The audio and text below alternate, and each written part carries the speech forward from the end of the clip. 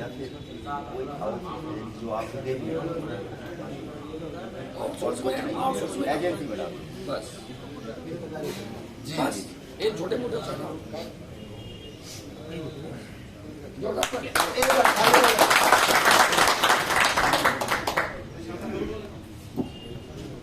उत्तराखंड जल संस्थान संविदा श्रमिक संघ कुमाऊं मंडल गढ़वाल मंडल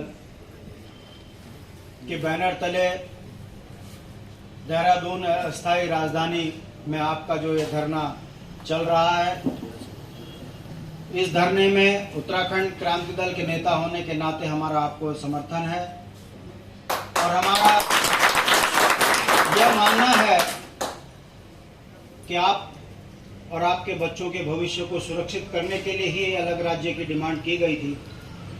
प्राय देखा जा रहा है कि उत्तराखंड के अंदर ठेकेदारों की अंडर में जितने भी लोग काम कर रहे हैं वो यहाँ के मूल निवासी हैं, वो चाहे मैदान का हो चाहे पहाड़ का हो, और उन्हीं मूल निवासियों के अधिकारों को संरक्षित करने के लिए इस राज्य के अंदर बलिदान दिया गया। कल्पना थी कि हमारा राज्य होगा तो हमारे नीति नियंता हमारे नौनिहाल बच्चों के भविष्य को सुरक्षित करते हुए नीतियां ऐसी बनाएंगे जिससे गांव का अंतिम व्यक्ति विकास से जुड़े और वो खुशहाली अपने जीवन का यापन करे और उसे इस बात का भी गर्व महसूस हो कि मेरी सरकार, मेरा राज्य, मेरा देश मेरे विकास के लिए तत्पर खड़ा है और आम जनमानस अपने मानवीय मूल्यों के तहत अपना जीवन यापन करे। मुझे बड़े दुख के साथ इस बात को कहना पड़ रहा है कि इन 24 वर्षों में इस राज्य के अंदर ब्लॉक स्तर पर धरने प्रदर्शन चल रहे हैं और वो धरने प्रदर्शन कहीं कोई विलासिता के लिए नहीं है। हमारे को आर्थिक और सामाजिक रूप से इतना कमजोर कर दिया गया है कि अब हम अपने मौलिक अधिकारों के लिए धरने प्रदर्शन कर रहे हैं। लोकतंत्र में यदि सत्ताओं के अंडर में मौलिक अधिकारों के लिए अगर धरने प्रदर्शन होते हैं तो ये सरकार के मुंह पर तमाचा है। ये सरकार के मुंह पर तमाचा इसलिए है कि भारत के संविधान में नियत है कि अगर कोई मानव जन्म ले रहा है तो उसके मौलिक अधिकारों की रक्षा करने का काम सत्ताओं का है। हमारे मौलिक अधिकार है सड़क, स्वास्थ्य, शिक्षा, बिजली, पानी, रोजगार और स्वरोजगार। इन 24 वर्षों में मुझे बड़े पीड़ा के साथ, दुख के साथ ये कहना पड़ रहा है कि आप यहाँ पर सरकार से यह मांग भी नहीं कर रहे। इतना मजबूर हमको कर दिया गया है। आप कह रहे हो कि सरकार आपने जो पोर्टल बनाया है सेवा नियोजन का, हम उसके अंदर ही रख लीजिए। आप कह रहे हो कि किसी एजेंसी के अंडर में ही रख लीजिए। इसका मतलब आप जानते हो, आपको मानसिक रूप से इतना प्रताड़ित कर दिया है कि अब आप अपनी सरकार से ये उम्मीद ही नहीं कर रहे हो कि आप हमारे जीवन को सुरक्षित कीजिए, हमको समान कार्य समान वेतन के तहत नौकरी दीजिए, हमारा आर्थिक मजबूत। ये षड्यंत्र इन राष्ट्रीय पार्टियों का है और मैं हर उस मंच में उत्तराखंड क्रांति दल के नेता होने के नाते जाता हूं, दूरस्थ, चाहे वो धारचूला हो या त्यूनी, नीतीमाणा की जगह, जहां कहीं भी कोई ग्रामीण अगर धरना प्रदर्शन करता है तो मैं इस पीड़ा के साथ इस बात को कहता हूं कि आप जो मांग कर रहे हो ये तो मांग ही नहीं है। वो मैं इसलिए कह रहा हूं कि आपकी जरूरत सरकार को है और सरकार आपकी है, आपके मत से यह सरकार बनी है, तो आपके और सरकार के बीच में ये दलाल क्यों? मैं ये सवाल आपसे पूछ रहा हूं। अगर सरकार को इन्हीं दलालों को आगे लाकर लूटना था तो फिर ये सत्ता क्यों? फिर हमने चुनाव कराकर ये अपनी सरकार चुनी क्यों? अपने शोषण के लिए, अपने नौनिहाल बच्चों के भविष्य के लिए? कभी आप लोगों ने सोचा है कि इन्हीं व्यवस्थाओं में अपने बच्चों को आप हायर एजुकेशन दे पाओगे? इंटर तक तो चलो किसी भी तरीके से आप सरकारी स्कूल में पढ़ा लिखा के कर लोगे, उसके बाद यहाँ ग्रेजुएशन में बच्चों के एडमिशन नहीं हो पा रहे अब डीएवी में, क्योंकि अब मेरिट लिस्ट बनने लग गई। गांव का बच्चा विषम परिस्थितियों में मेरिट में आ नहीं रहा और इंटर के बाद क्या करेगा वो? घर घर में झगड़े हो रहे हैं माँ बाप के बीच में इस बात को लेकर। पिता तनाव में कहता है बेटा कुछ कर, बेटा बाहर निकले तो मिले कहीं नौकरी तो करे। पिता अगर 7,000 8,000 में बंध गया तो सोचिए उस बच्चे का क्या स्थिति होगी।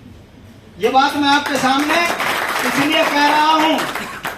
फिर मेरे जाने के बाद आप मुझे जो कहें मुझे फर्क नहीं पड़ता, मगर अपने कर्मों के दोषी हम स्वयं हैं। ये मैं इसलिए कह रहा हूं कि आपके राज्य को, आपके भविष्य को, आपके नौनिहाल बच्चों के भविष्य को सुरक्षित करने के लिए इस राज्य में 42 से ज्यादा शहादतें दी हैं। और अगर ये 42 शहादत देने के बाद ये राज्य मिला है तो मैं पूछना चाहता हूं, अरुणाचल में, नागालैंड में स्थानीयों को, हिमाचल में स्थानीयों को, आपको क्यों नहीं? और सरकार को ये बीच में दलाल रखने की जरूरत क्यों पड़ रही है?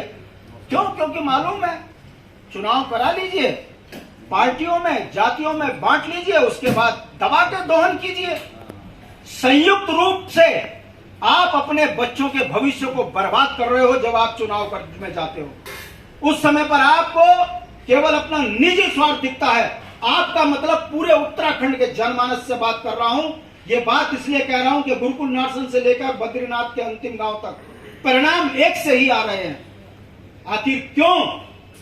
और जब हम परिणाम एक लेकर आ रहे हैं तो एक होकर पूरे राज्य का शोषण कर कौन रहा है? जिनको हम चुन रहे हैं। यदि आप जब अपने मत का दान करने जाएं और उस समय पर आप अपने नीतिगत भविष्य को देखते हुए नीतिगत फैसले के लिए सरकारों से ललकार कर बात करें कि विगत इतने वर्षों में आपने इस राज्य को कितना दिया, ब्लॉक में कितने बच्चों को सरकारी सेवा दी, कितने प्रतिभावान बच्चों को आपने हायर एजुकेशन के लिए लोन प्रोवाइड कराया, कितने बच्चों को आपने यहाँ पर खिलाड़ी बनाया, कितनों को डॉक्टर बनाया, मगर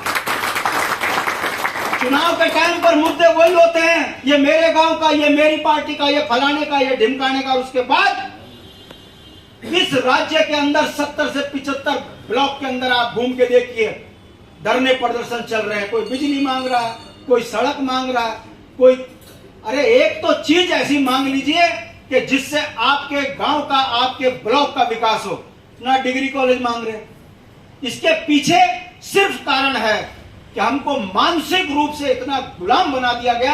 अब हम विलासिता की तो बात ही छोड़िए, ये सारे मेरे भाई मेरी हम उम्र के होंगे, कोई 10 साल छोटा होगा, कोई 5 साल छोटा होगा। और इस लोकतंत्र में दुनिया की सबसे बड़ी आर्थिक शक्ति का ढोंग पीटने वाली है सरकार। हमारी पेंशनें खत्म कर रही है, हमारी नौकरियां खत्म कर रही है, हमको ठेकेदार प्रथा के अंदर जीने को मजबूर कर रही है।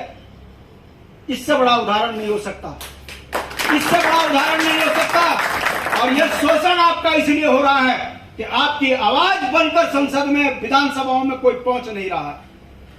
यही कारण है कि जिनको आपने लोकसभा में भेजा उनकी बेइज्जती कैसी हो रही है। राज्य मंत्री अजय टमटा जी का आपने आजकल वायरल वीडियो देखा होगा। पूछ उनसे राम की रहे, बोल श्याम की रहे। कहने का मतलब है कि उन्हें मालूम है कि अनपढ़ जाहिल भी होंगे तब भी जनता पार्टी से हमारे साथ जुड़ी रहेगी, और जब तक जनता हमको अंधभक्त होकर वोट देती रहेगी हम इनका खून चूसेंगे, इनके बच्चों का खून चूसेंगे। यही कारण है कि अस्थायी राजधानी देहरादून के अंदर केवल दिहाड़ी के, और वो भी परमानेंट दिहाड़ी की बात कर आप मुख्यालय में बैठे हो, और मुख्यालय के अंदर बैठे अधिकारी, इनके कानों में जू नहीं रेंग रही है। कारण फिर वही है। मैं उन तमाम अधिकारियों से मिलता हूं, चाहे वो डायरेक्टर हो, एमडी हो, सचिव हो, वो धीरे से दबी जबान में एक बात कहते हैं, हम पर काहे को गरियाते हो?